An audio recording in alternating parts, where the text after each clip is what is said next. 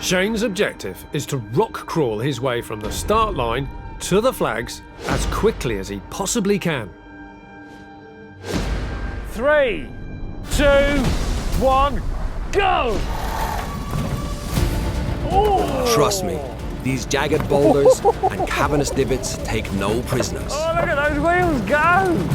To set a tough benchmark, I'm pushing the Mercedes cutting-edge suspension to its limit. That's a tyre gone. Holy crap, moly! And across the line! That's what I'm talking about! Broken it. Oh, that's brilliant. I don't think you were trying hard enough because 3 tyres still have air in. I lost a tyre? You've lost a wheel, mate. Don't worry about that. She's fully insured, one careful owner, never been off-road. What's my time?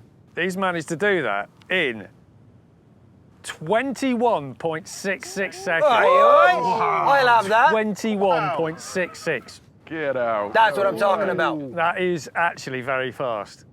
Right, lads, let's get back to the yard and start thinking.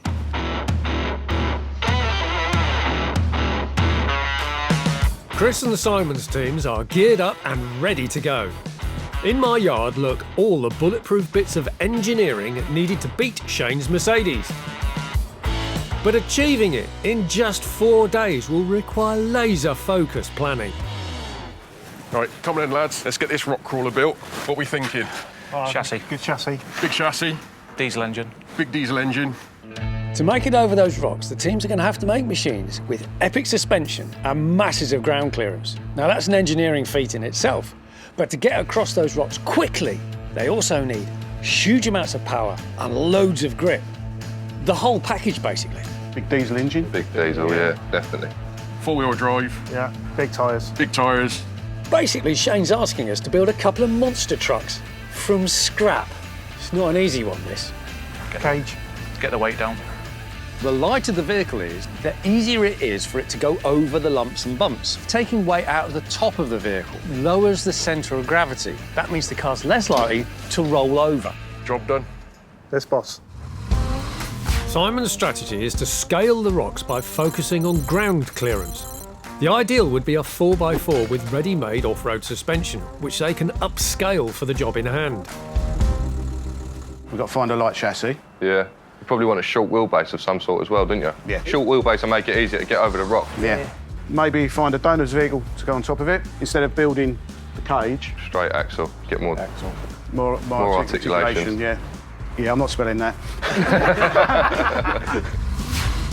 With the other team focused on ground clearance, Chris and the boys believe victory lies in creating a complex suspension system with the maximum amount of up and down movement. This gangly mobility is called articulation, and they think it's their secret to success. If they can find a sturdy chassis and bolt it under a lightweight shell, it could give them a crawling advantage over Shane's heavy Mercedes. Let's go and do it. Back on. Meanwhile, Chris's Beast, with its complex rocking and rolling suspension, is nearly finished, so the boys are adding a few touches of glamour. Yeah, what about this? Yeah, that do. Bit of bling. Yeah. Hey, Dan, who are we fan? Mercedes grille. Mercedes grill. You're a man out there like that. It's... Proper Essex. Right, we're going to drop it down. Well. Wow. That just looks brilliant. The way it moves, that's going to go over those rocks like a slinky lizard. It's really exciting to see that suspension moving like that. This thing is going to be so articulated. It's just going to be phenomenal. Now the lads must wait for race day to see if the Troy Wobbler and all that extra articulation will bounce them to victory. That's it, boys. I reckon the cage is all done. Give it a go. Simon's team finally have a roll cage, which means their jacked up monster truck is ready to rock. That's one hell of a thing you made there. Really doesn't look much like a Range Rover anymore. No, we told you we were going to take the luxury out of it. You've done that. Very much so. You really have done that. Big grouper, go on. Yeah.